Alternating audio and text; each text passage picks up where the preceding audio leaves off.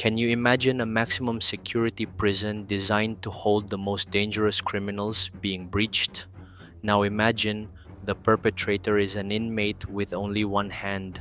This story is not fiction.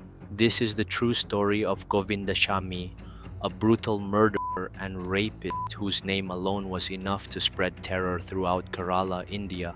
On the morning of July 25th, 2025, he did something considered impossible.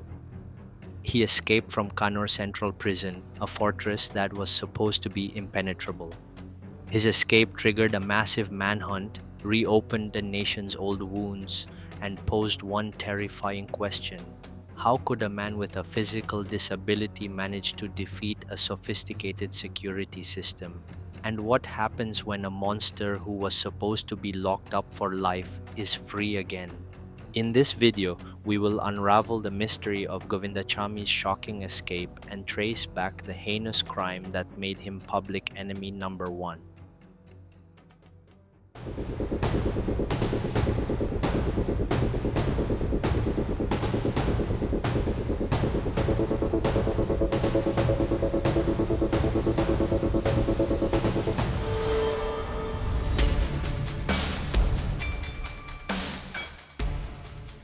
That morning, July 25th, 2025, began like any other day at Kannur Central Prison, a facility known for its high security reputation, complete with electric fences and routine patrols.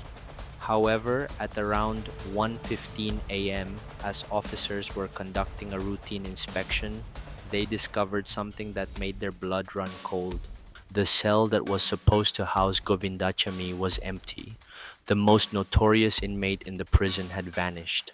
Panic spread immediately. How could this have happened? This prison was built to prevent exactly this. The initial investigation found an unbelievable clue. Govindachamy escaped by climbing a prison wall 15 to 25 feet high.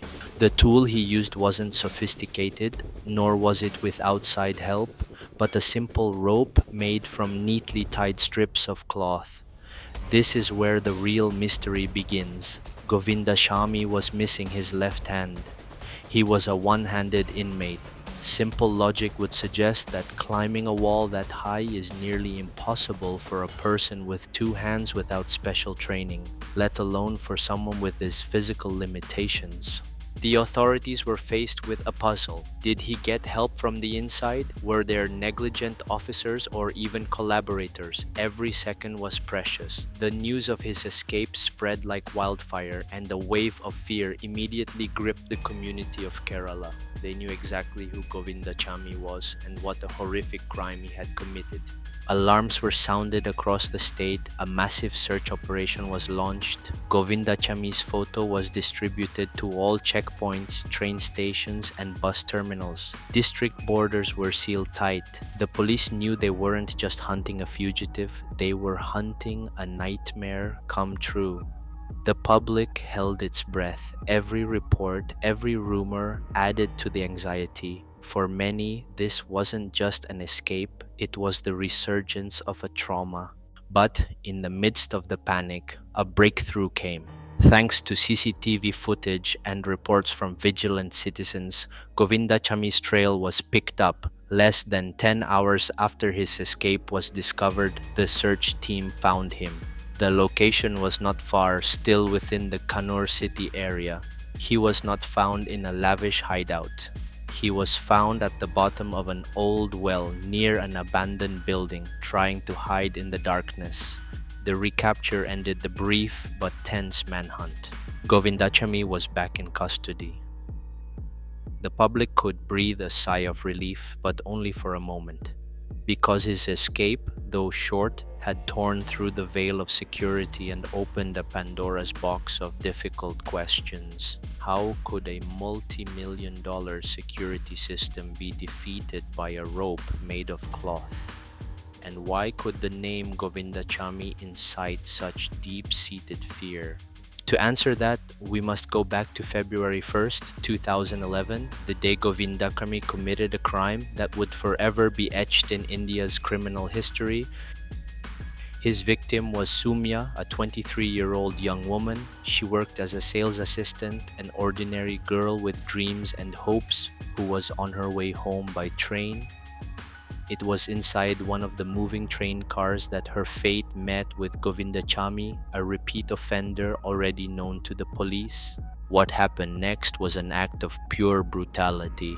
Govindachamy attacked Sumya, and in the struggle, he pushed her out of the fast moving train car. But the terror didn't stop there. He then jumped down, found the severely injured Sumya near the railway tracks, and brutally raped her before stealing her belongings and fleeing. Sumya died from severe head injuries. Her death was not just a crime story, it was a wound that tore at the public's conscience. The case sparked national outrage. Protests erupted everywhere. The public demanded justice. They demanded the harshest punishment for the monster who had taken the life of an innocent girl. Govindachamy was eventually arrested. The court sentenced him to death, a verdict welcomed by the wounded public. However, in a controversial ruling, the Supreme Court of India later commuted his sentence to life imprisonment. For many, this was a bitter pill to swallow. The perpetrator of such a heinous crime would never face the gallows. He would live, albeit behind bars. And now, years later, this was the man who had managed to break out of his confinement. This was the man who once again haunted the streets, even if only for a few hours. Govindachamy's escape was no longer just a security incident. It became a symbol of everything wrong with the system. First, the failure of the prison system. The public asked, how could a high-security prison be so careless? An internal investigation was immediately launched. Authorities had to examine every possibility, from the negligence of the guards, blind spots in the CCTV, to the possibility of an internal conspiracy. The reputation of Kannur prison was shattered overnight. The Kerala government was under immense pressure to conduct a thorough security audit of all its correctional facilities. Second, the psychological impact on the community. Public trust in the law enforcement system plummeted. If the most notorious criminal could escape, who else could? Fear once again enveloped women, especially those who frequently used public transport. The Soumya case seemed to be happening all over again, reminding them of the ever-present danger. The mass media played a huge role in shaping this narrative. With intensive coverage and emotional language, they constantly reminded the public of Govindachamy's cruelty. Every article, every news broadcast reinforced his image as a monster. This fueled anger but also spread a wider fear. The case was no longer seen as a single criminal act. Society saw it as a reflection of a larger social problem, the continuing violence against women and a justice system that sometimes felt toothless.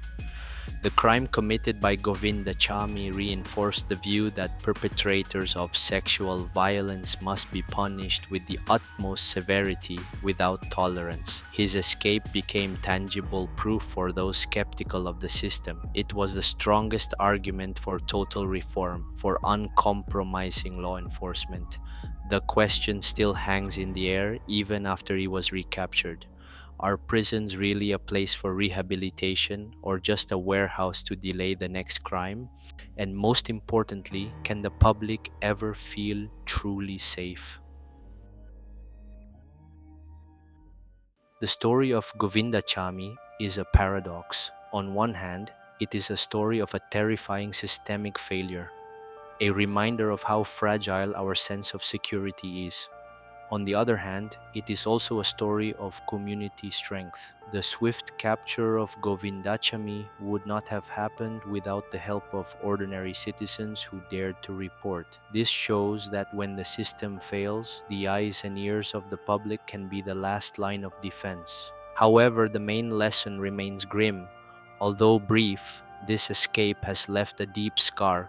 It forced the authorities to review every security protocol, to strengthen every weak point, and to ensure that an incident like this will never happen again.